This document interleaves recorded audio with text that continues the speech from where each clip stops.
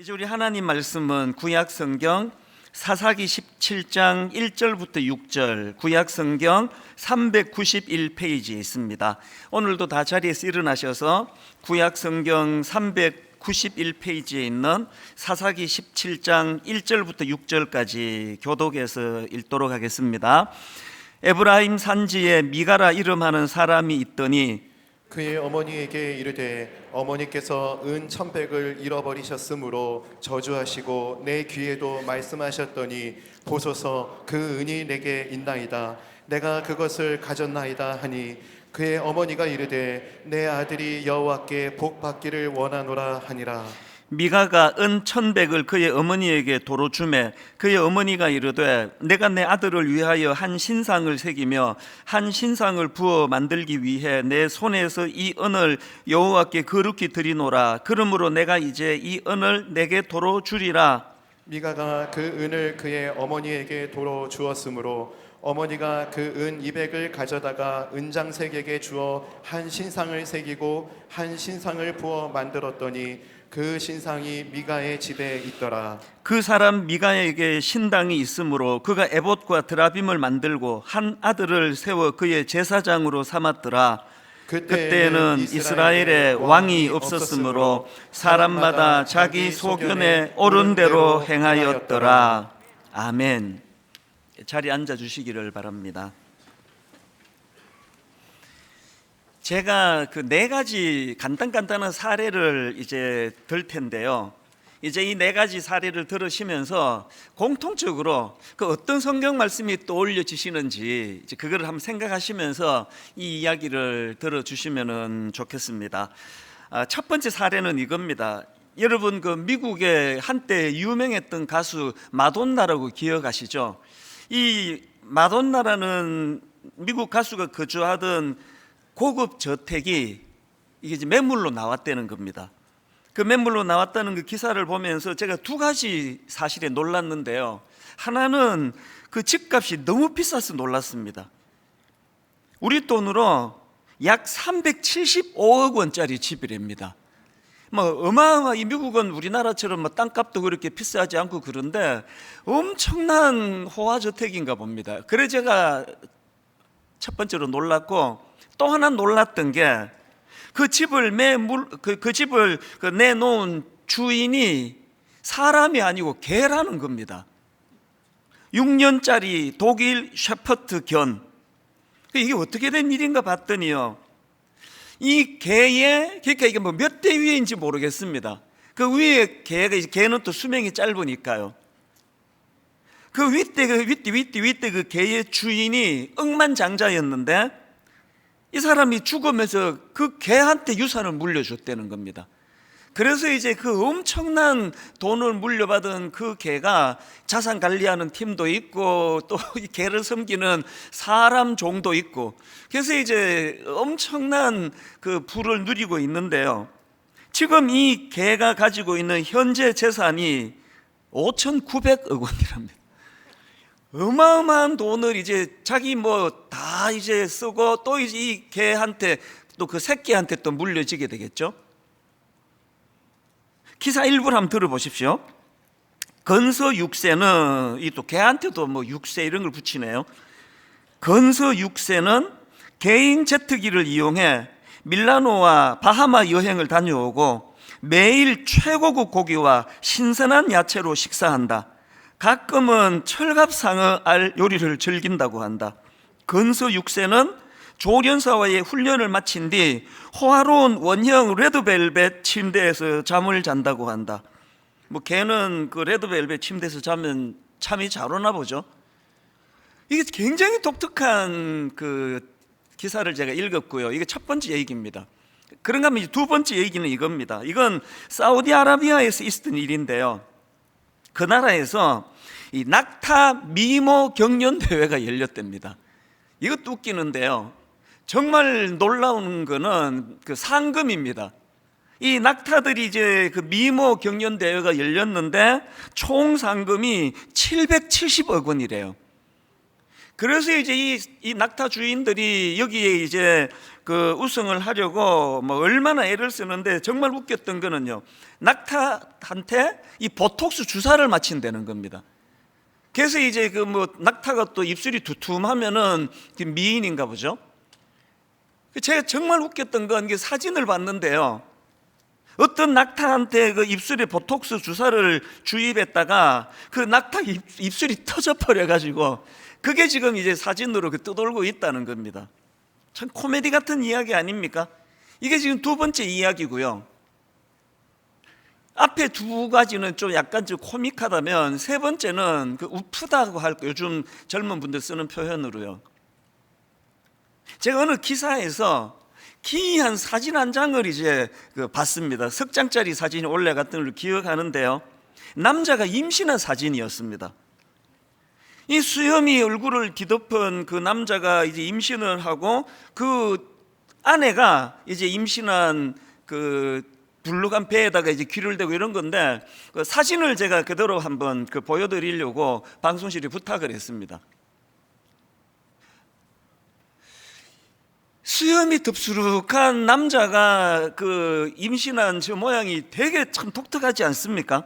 내용을 보니까요, 저 부부는 그 트랜스젠더 부부인데요, 특이한 게 뭐냐 하면은 이 두 분이 다 성을 다 바꾼 거예요. 그러니까 남편은, 지금 저기 나오는 그 남편은 원래 여성이었는데 남성으로 성을 전환했고요. 그런가 하면은 아내는 또 원래 남성이었는데 여성으로 성을 전환한 케이스다. 그래서 이제 수염이 덥수룩한 남자가, 남자처럼 보이는 분이, 뭐 저도 헷갈려요, 임신을 하고 또 긴 그 머리에 이 여성분이 이제 또 남편 역할을 해서 거기다가 입을 맞추고 하는, 이게 우픈 거예요. 도저히 이해도 잘 안 되고, 근데 아마 이걸 뭐 미국에서 이거를 뭐 보여주면은 뭐 저게 어때서 뭐 그런 반응을 보이는 분들도 지금 꽤 있지 않을까요? 마지막 네 번째는요, 그 낸시 피어시 박사가 쓴 내 몸을 사랑하라 그 책에 나오는 한 내용인데요, 이 미국의 일부 지역에서는 이제 초등학생까지 다양한 성 정체성에 대한 사회적 압박이 가해지고 있다. 이게 무슨 소린가 보니까요, 그 책에서 11살짜리 딸을 둔 엄마가, 학부모가 이제 한 말을 인용을 하는데 들어보십시오. 요즘 학교에서, 이 초등학교입니다, 요즘 학교에서는 젠더 이슈를 크게 만들어서 아이들 사이에 서로 너 게이야? 너 트랜스젠더야? 이런 질문을 끊임없이 하고, 심지어는 반에 레즈비언 아이들이 있는데, 이 지금 11살짜리예요. 우리로 치면 이 4학년입니까 5학년입니까? 심지어는 반에 레즈비언 아이들이 있는데 자기 딸에게 여자친구가 되어달라는 얘기를 한다. 이게 순진한 우리 초등학교 4학년 여자아이가 너 나랑 친구할래? 우정을 얘기하는 그 친구가 아닌 건 아시죠? 제가 처음에 되게 웃기는 걸로 시작해서 점점 갈수록 막 엄청 혼란스러운 그런 내용들을 제가 말씀을 드렸는데요, 여러분 이 네 가지 사례를 들려드릴 때 여러분은 이것을 관통하는 어떤 성경 구절이 떠오르셨던가요? 저는 오늘 본문에 나오는 사사기 17장 6절 말씀이요, 그때는 이스라엘에 왕이 없었으므로 사람마다 자기 소견에 옳은 대로 행하였더라. 오늘 설교를 준비하다가 이 내용들이 떠올랐던 이유가 뭐냐 하니까, 여러분 지금 도저히 이해가 안 되는 그런 어떤 수염이 덥수룩한 남자가 임신을 한 그 모습도 너무 생소하고, 어떻게 11살짜리 그 학교 교실에서 이런 상상할 수 없는 이런 일들이 벌어지는 것도 이해가 되지 않는데요, 제가 이 네 사건을 쭉 꿰보니까 여기에 어떤 특징이 있습니까? 이 모든 일이 어떻게 해서 일어나느냐 하니까 첫 출발이 뭡니까? 삶의 기준이 없는 거예요. 아무리 개를 사랑해, 저도 개를 키우는 사람 아닙니까? 개 사랑하거든요. 아무리 개를 사랑해도요, 글쎄요, 제가 뭐 그런 갑부라고 치면은 제가 그 무슨 사연인지는 몰라도 이 개한테 이 유산을 물려주는 것도 그게 이상한 일이고, 그게 또 사회적으로 통용이 돼가지고 개를 떠받드는 시중 드는 사람들이 지금 개 재산을 지켜주고, 이게 또 뭐 그 다음 개들한테로 계속 유산이 물려지고 하는, 이게 상식적으로는 이해가 되지 않는데, 이 모든 이상한 일들이 일어나고 있는 현실의 첫 출발이 기준이 없는 거예요. 기준이. 그래서 제가 아까 그때는 이스라엘에 왕이 없었으므로, 무슨 뜻입니까? 여호와 하나님이라는 창조주 하나님이라는 기준이 있는 인생이라는 걸 설명할 때 제가 이 말씀을 사용하는 거 아닙니까? 이런 삶의 기준이 없다 보니까 이게 말도 안 되는 일들이 너무 자연스럽게 통용이 돼가고 있는 게 지금 현실이라는 겁니다. 그런가 하면은 또 한 가지, 이 기준이 없는 삶에서부터 출발된 이런 이상한 어긋난 것들이, 그래서 여러분, 이 기준이 없는 삶은요, 점진적으로 혼란의 자리에 빠져든다는 겁니다. 점진적으로, 끝간데 없이. 미국에서 처음에 그 차별금지법이라는 것을 만들 때 얼마나 좋은 동기였겠습니까? 어떤 경우라도 누구라도 소수에 대하여 차별하면 안 된다, 그렇게 시작한 차별금지법이 나중에 여러분 초등학교 4학년 5학년 교실에서 이런 이해가 안 되는 일들이 일어나는 쪽으로 흘러갈 줄 누가 알았겠냐고요. 제가 지금 우리나라에서 추진하고 있는 이 차별금지법을 두려워하고 있는 게 바로 이런 내용들입니다. 이것이 좋은 뜻으로 시작을 했는데 점점 끝간데 없는 거라서, 그래서 여러분, 저나 여러분의 자녀들이, 내가 분명히 아들을 길렀는데 그 아이가 배가 불룩해 있는 이런 모습으로 나타난다는 거, 누가 그거를 상상을 하겠냐고요. 제가 두려운 게 이겁니다. 기준이 없는, 하나님 없는 인생은요, 이것이 끝까지, 종종 말씀드리잖아요. 아무리 비바람이 몰아쳐도 우리가 부산의 해운대 같은데 안심하고 갈 수 있는 거, 동해에 안심하고 갈 수 있는 거, 아무리 파도가 몰아쳐도 바다는 여기 이상으로 건너오지 않는다는 안전함이 있기 때문에 우리가 바닷가를 가는 거 아닙니까? 그거를 넘어버리는 게 그게 쓰나미 아닙니까? 오늘 아무리 봐도 우리가 살고 있는 이 시대는 전 세계적으로 잘 산다는, 똑똑하다는 유럽이나 미국일수록, 캐나다일수록, 호주, 우리같이 그렇게까지 선진국이 아닌 나라 사람들이 생각해도 이게 이해가 안 되는 그런 일들이 점점 통용되는, 이게 뭘까? 그게 하나님이라는 기준이 없는 인생은요, 끝이 없어서 그래요. 이 정도로도 끝내면 다행인데 이게 어디까지 갈지는 아무도 모르고, 저는 이런 면에서 AI, 인공지능을 저는 사실 두려워해요. 10년 전, 20년 전 영화에나 보던 나중에 그 로봇이 인간을 지배한다는 이런 일이 이게 진짜로 가능할 수도 있겠다는 두려움이 생기는 겁니다. 이걸 우리 개인의 삶에도 한번 적용해 보자는 거 아닙니까?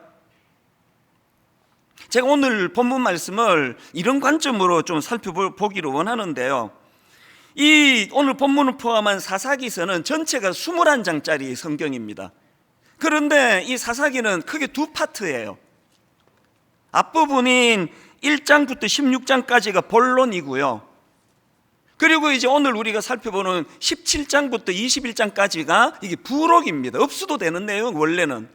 그래서 여러분, 이 본론이 16장까지 이제 사사 삼손 이야기로 끝을 내도 아무 문제가 없는 이 사사기니까요. 근데 왜 하나님은 그렇게 16장으로 끝내질 않고 왜 17장부터 21장까지 그런 부록을 만드셨나? 이 부록에 보면은요, 그 두 이야기가 등장을 합니다. 오늘 살펴볼 17, 18장에 나오는 미가라는 사람과 그 어머니에 대한 사례가 나오고요, 그 다음에 두 번째 이야기는 19장부터 21장까지 레위인과 첩 이야기인데요, 성경을 조금만 아시는 분은 다 아실 겁니다. 이게 점점 갈수록 부록은요, 역겹고 추하고 도저히 읽을 수가 없습니다. 말로 다 할 수 없는 인간 타락의 극치를 지금 부록에다가 넣어놓고 있거든요.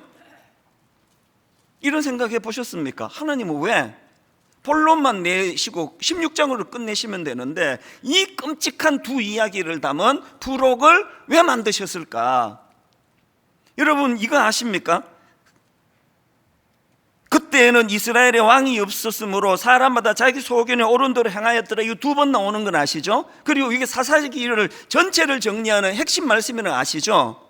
여러분 이 두 이야기가 전부 부록에 나오는 이야기예요. 뭘 의미할까요? 하나님은 부록을 통해 저와 여러분에게 경고하세요. 기준이 없는 인생은, 그 마음에 여호와 하나님을 왕으로 모시지 않는 사람은 이런 끝간데 없는, 끝이 없는 타락의 자리로 갈 수밖에 없다. 이걸 우리에게 경고하시는 말씀입니다. 기준을 세우셔야 돼요. 결혼하셨습니까? 어제 결혼한 우리 신혼부부, 지금 내일 신혼여행을 가시는 분들이 있다고 할 때, 신혼여행 가서 뭐 구경 다니는 게 중요한 게 아니라 신혼여행 가서 제일 먼저 해야 되는 건 우리 가정의 기준을 세우는 거예요. 출산 계획이 있으십니까? 아이를 임신하고 이 아이를 출산하기 전에 이 자녀 교육에 대한 기준을 세우셔야 돼요. 공부해야 됩니다. 연구해야 됩니다. 그 중에서도요, 이 부록에 나오는, 사사기 부록에 나오는 두 사건 모두가 다 미가와 그 엄마 이야기, 가정에서 일어난 이야기, 뭐 이것도 그렇고 공통점이 뭐냐 하니까 또 레위인과 첩 이야기도 이게 엄밀히 보면은 가정과 관계된 이야기 아닙니까? 그래서 여러분 개인도 그렇고 가정에서의 기준이 세워져야 된다는 겁니다. 그래서 저는 오늘 여러분들이, 그리고 여러분의 자녀들이 이 악한 시대에 물들지 않으려면 이것과 관련해서 두 가지를 꼭 기억하셔야 되는 생각. 첫째가 뭐냐? 먼저 부모의 가치관이 바뀌어야 돼요. 부모의 가치관이 바뀌어야 됩니다. 왜 이런 타이틀을 제가 생각했냐 하니까 본문에 나오는 이 미가 엄마 때문입니다. 이분이 중심이 없습니다. 자, 오늘 본문 사사기 17장 1절 2절을 보십시오. 에브라임 산지에 미가라 이름하는 사람이 있더니 그의 어머니에게 이르되 어머니께서 은 1,100을 잃어버리셨으므로 저주하시고 내 귀에도 말씀하셨더니 보소서 그 은이 내게 있나이다. 내가 그것을 가졌나이다 하니 그의 어머니가 이르되 내 아들이 여호와께 복받기를 원하노라. 이게 그냥 마침표 없이 막 풀어서 가지고 뭔 소리인지 헷갈리시죠? 간단하게 설명드릴까요?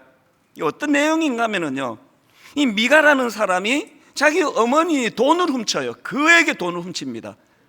그에게 돈을 도둑맞은 이 어머니가 아주 분노한 겁니다. 그래서 이 돈 훔쳐간 놈 내가 저주한다고 막 저주를 퍼부니까 그 얘기를 듣는 아들이 두려운 거예요. 지금 내가 훔쳐갔는데. 그래서 엄마한테 이실직고 하는데, 그랬더니 엄마의 태도, 반응, 이게 지금 제가 다루는 초점입니다. 자, 이거 2절을요 3번역으로 보십시오. 그가 어머니에게 말하였다. 누군가가 은 돈 1,100냥을 훔쳐갔을 때에 어머니는 그 훔친 사람을 저주하셨습니다. 나도 이 귀로 직접 들었습니다. 보십시오. 그 은돈이 여기 있습니다. 바로 내가 그것을 가져갔습니다. 그 다음 보세요.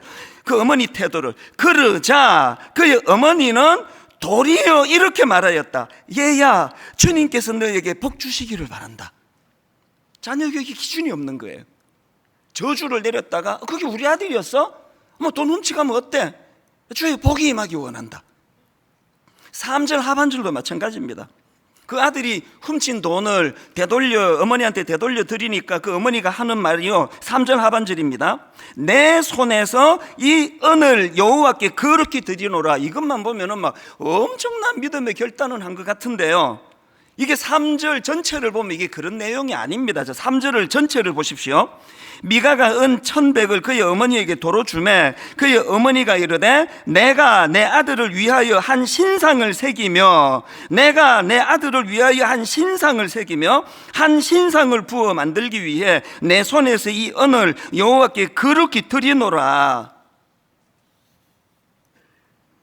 하나님이 그렇게 싫어하시는 신상을 만드는 게 여호와를 위하는 거라고요. 기준이 없는 거예요.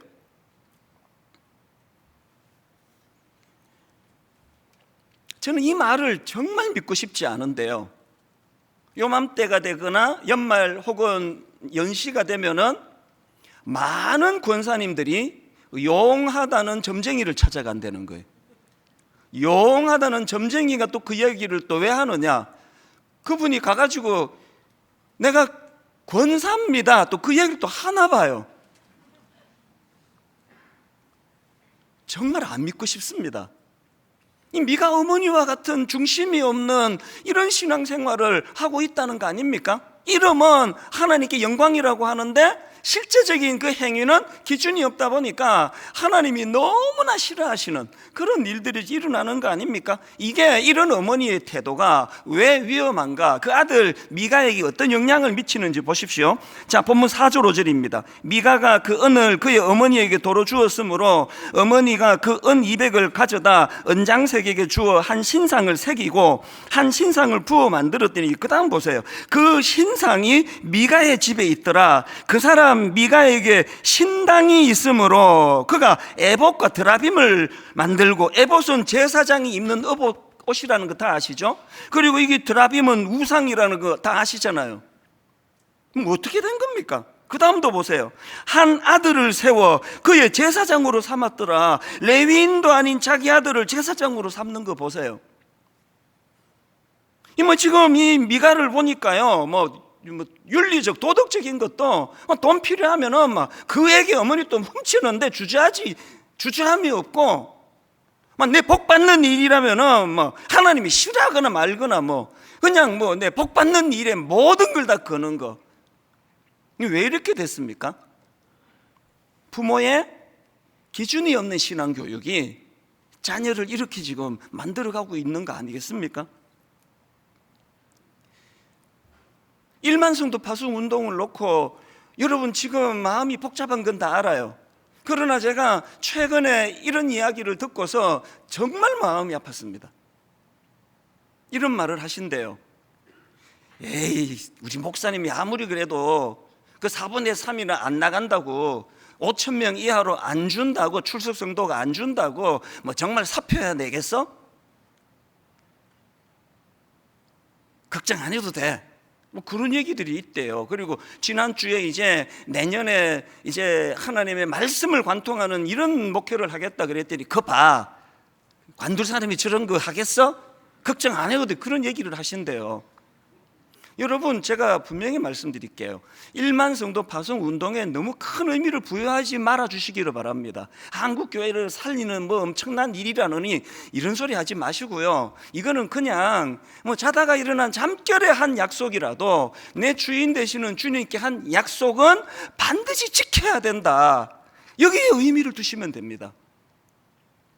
5천 명 이하로 4분의 3 이상의 성도가 나가지 않으면 제가 하나님 사임하겠습니다라고 약속을 한 이상 이거를 번복하는 일은 제 생애에 없습니다. 원래 내년에 안식년을 하려고 했는데 만약에 내가 나가게 되더라도 잘 정비하고 가야 되기 때문에 무슨 제가 안식년을 가겠냐고요. 하반기에 몇 달 갈 수 있을까요? 최선을 다해 정비할 것입니다.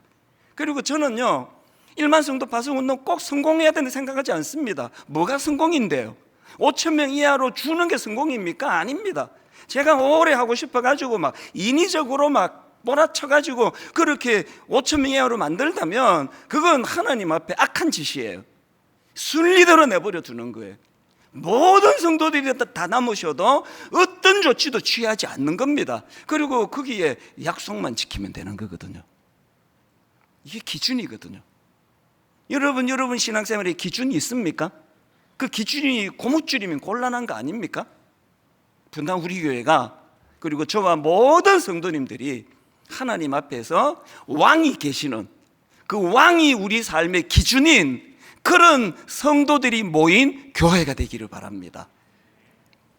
두 번째, 여러분, 우리 악한 시대에 우리가 물들지 않고 자녀들이 물들지 않기 위해서는 먼저 부모의 가치관이 바뀌어야 되고요. 그런가 하면 두 번째로 자녀 교육을 해야 되는데, 어떤 자녀 교육이냐? 기준이 있는 자녀 교육을 해야 된다는 겁니다. 미가의 어머니 같은 자녀 교육 100번 해도 소용없습니다. 아까 2절 보셨잖아요. 아들이 그에게 자기 돈을 훔쳐갔는데 그걸 꾸짖기는커녕 2절을 보십시오. 보소서 그 은이 내게 있나이다. 내가 그것을 가져갔나이다 하니 그의 어머니가 이르되 내 아들이 여호와께 복받기를 원하노라. 징계해야 되는데 징계하지 않는 교육, 오늘 이 시대에 가장 가슴 아픈 교육이라 생각합니다. 저도요, 정말 친구 같은 아버지가 되기를 원해요. 그런데 친구 같은 아버지가 미가 어머니같이 모든 걸 허용하고 모든 걸 용납하는 차원의 친구 같은 아버지라면 저는 우리 아이들이 상처받을지는 몰라도 그런 아버지는 되고 싶지가 않습니다. 여러분, 그 애완견 훈련사 강형욱 씨 다 아시잖아요. 저도 강아지를 키우면서 이분의 그 조련 방법을 여러 가지로 보고 많이 배우게 해준 분인데요. 이분은요, 진짜 강아지 정말 사랑하는 분이에요. 와, 이렇게까지 개를 위해주나 그러는데요. 제가 놀라는 게 뭔지 아십니까? 이렇게 강아지를 사랑하는 그런 조련사인데요, 그 강아지 훈련시킬 때 보면 피도 눈물도 없습니다. 어떨 때는요, 이거 동물학대 아닌가? 그럴 정도로 가혹하게 다루어요. 굉장히 제가 놀랍니다. 그랬는데 여러분, 요 근래에 오은영 박사라고 강아지가 아니라 사람 아이들을 교육시키는 이분을 보니까요, 교육 방법이 똑같은 거예요. 굉장히 단호하고 부모와 자녀 사이에 위계 질서를 만들고 철저하게 교육하도록 가르치는 이 원리는 똑같은 거예요. 오늘 이 시대가 가지고 있는 가슴 아픈 현실이 뭡니까? 친구 같은 아버지, 친구 같은 엄마라는 미명으로 부모와 자녀 사이에 경계가 허물어져 버린 거예요. 뭔 이야기라든지 간에 네 잘했다, 참 잘했다, 넌 어쨌든 복 받을 거야. 미가 어머니가 보여주시는 너무나 무서운 타산지석, 경고의 말씀이라 생각을 합니다. 그래서 여러분, 지금이라도요, 기준을 세워야 돼요. 로마서 12장 2절, 너희는 이 세대를 본받지 말고 오직 마음을 새롭게 함으로 변화를 받아 하나님의 선하시고 기뻐하시고 온전하신 뜻이 무엇인지 분별하도록 하라. 제가 두 군데다가 굵은 글씨 강조점을 뒀잖아요. 하나님께서 너희는 이 세대를 본받지 말고, 여기다 왜 넣었을까요? 걸핏하면은 이 세대를 본받을 수밖에 없는 게 우리라는 걸 인식 좀 하라는 겁니다. 잘난 척하고 설교하고 떠들어대지만 내버려두면 이 시대로 본받는 목회를 할 수밖에 없는 게 저라는 걸 내 양심을 걸고 제가 너무 잘 알아요. 그래서 두려워하는 거 아닙니까? 그런가 하면은 맨 끝부분에 나오는 분별하도록 하라, 뭘 분별하라는 겁니까? 하나님의 선하시고 기뻐하시고 온전하신 뜻이 뭔지를 분별해라는데요, 여기에 중요한 포인트가 있습니다. 여기 나오는 분별, 이 단어는 헬라어로요, 도키마제인이라는 단어인데요, 이 단어는 영어로 말하면 테스트 앤 프루브, 그러니까 우리말로 하면은 시험해보고 증명하라는 그런 뜻입니다. 이게 뭘 의미하는지를 다니엘서에서 너무 잘 설명하고 있습니다. 자, 다니엘서 1장 8절 9절입니다. 다니엘은 뜻을 정하여, 중심을 세웠죠. 다니엘은 뜻을 정하여 왕의 음식과 그가 마시는 포도주로 자기를 더럽히지 아니하리라 하고 자기를 더럽히지 아니하도록 환관장에게 구하니, 그랬더니 9절, 하나님이 다니엘로 하여금 어떻게 하셨습니까? 환관장에게 은혜와 긍휼을 얻게 하신지라. 이게 테스트 앤 프루브 아닙니까? 이게 바로 시험해보고 증명하라는 말씀 아닙니까? 하나님의 말씀으로 기준을 세우면 맨날 손해보는 것 같고 맨날 억울한 것 같아도요, 그래서 우리 교회에도 오셨던 김지창 교수님 책에 보니까요, 사사기를 이렇게 압축적으로 설명하더라고요. 사사기는요, 샬롬의 땅에서 엔 샬롬의 삶을 살았다.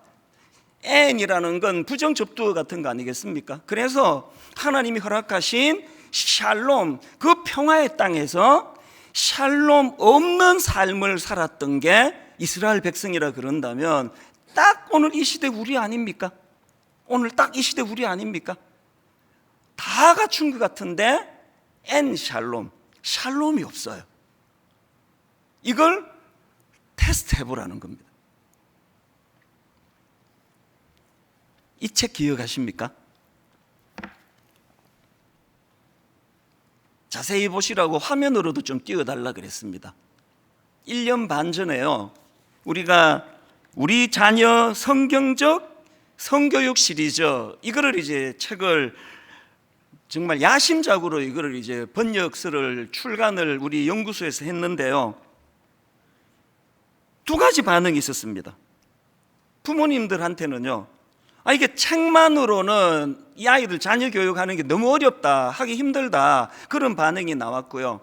또 하나는 한국 정서에 맞지 않는 부분이, 미국 책을 번역하다 보니까 정서에 맞지 않는 부분이 있어서 보완이 필요한 것 같다. 그래서 이제 눈물을 머금고 그때 판매를 중단했습니다. 막 판매가 불티나듯 판매되던 지점에서 이거를 중단하고요, 1년 반을 지금까지 실험을 했습니다.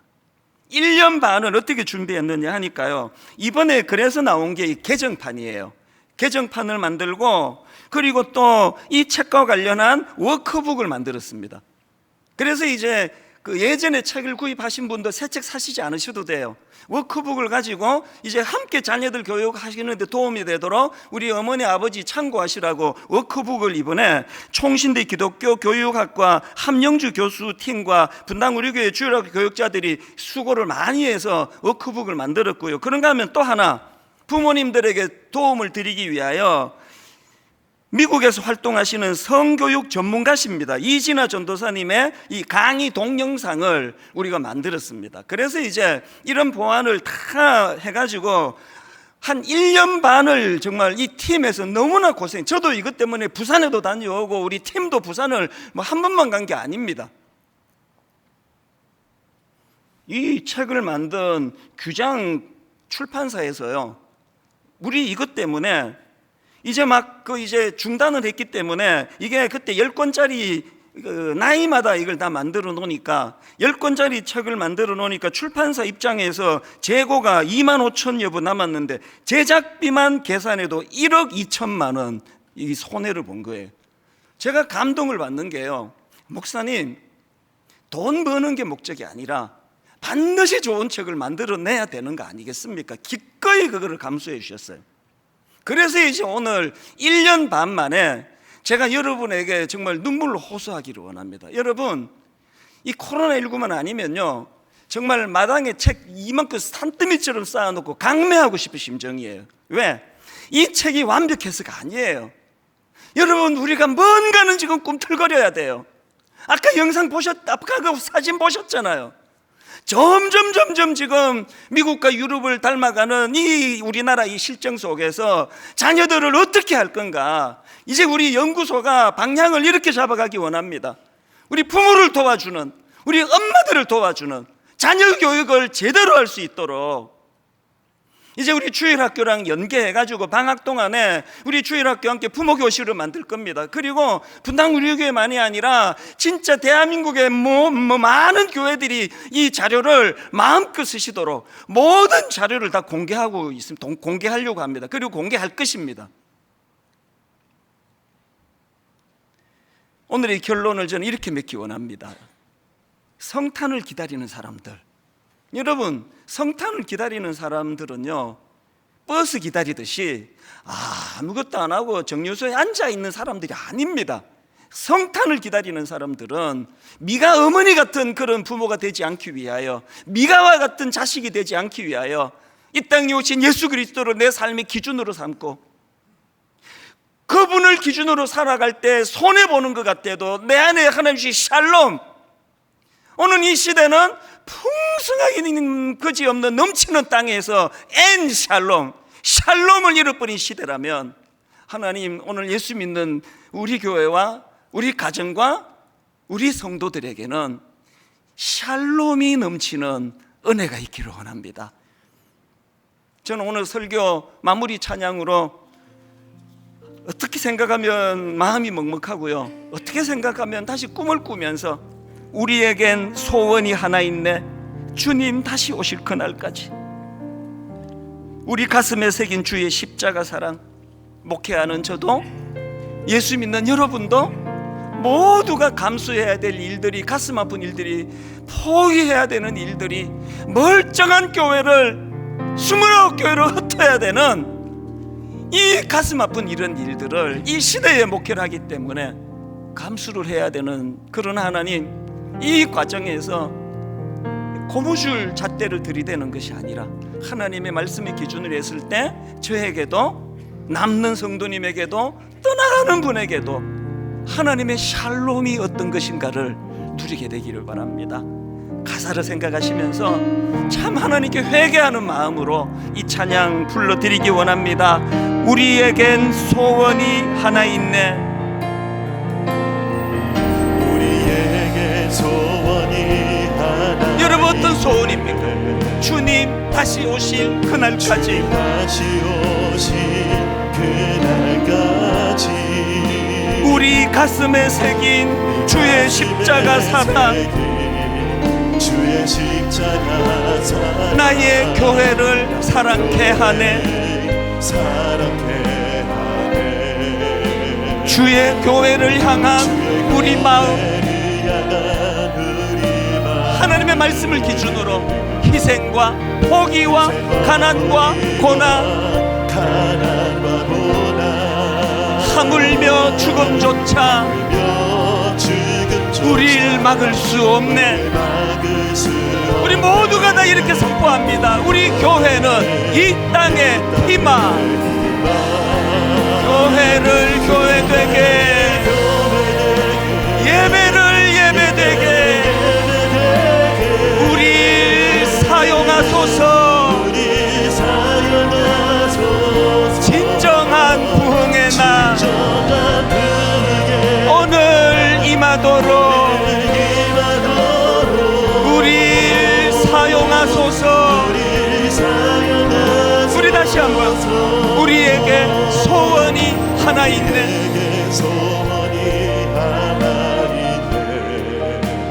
주님 다시 오실 그날까지 우리 가슴에 새긴 주의 십자가 사랑, 나의 교회를 사랑케 하네. 여러분 한 항목 한 항목 우리 하나님의 기준으로 선포합니다. 주의 교회를 향한 우리 마음, 희생과 포기와 가난과 고난, 하물며 죽음조차 우릴 막을 수 없네. 우리 교회는 이 땅의 희망. 여러분 한번 힘있게 선포하지 않으시겠습니까? 교회를 교회되게, 예배를 예배되게 우리 사용하소서. 진정한 부흥의 날 오늘 임하도록 우리 사용하소서. 성령 안에 예배하리라.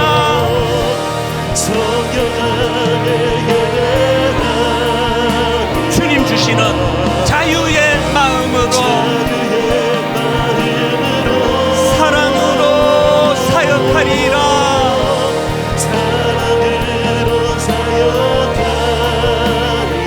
교회는 생명이니 아멘. 교회를 교회되게, 예배를 예배되게 우리 사용하소서. 우리 삶의 기준을 가지고 진정한 부흥의 날 오늘 임하도록 우리 사용하소서. 우리 뭘 할 수 없어. 성령의 은혜를 의지합니다. 성령의 새바람 이 땅에 불어소서.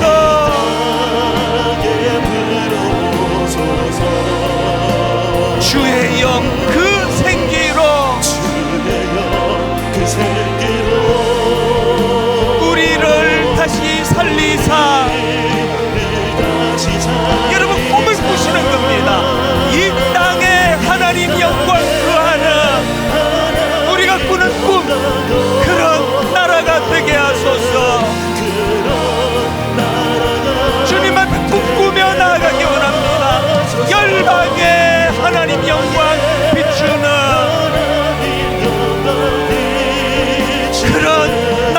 되게 하소서. 우리 다 자리에서 일어나셔서 전심을 다하여 선포합니다. 성령의 세바라 이 땅에 불어서서 주의 영 그 생기로 우리를 다시 살리사 삶의 중심을 가지고 이 땅에 하나님 영광 거하는 그런 교회가 되게 하소서. 열방에 하나님 영광 비추는 그런 교회가 되게 하소서. 그런 교회가 되게 하소서. 마음의 소원을 가지고 그런 교회가 되게 하소서.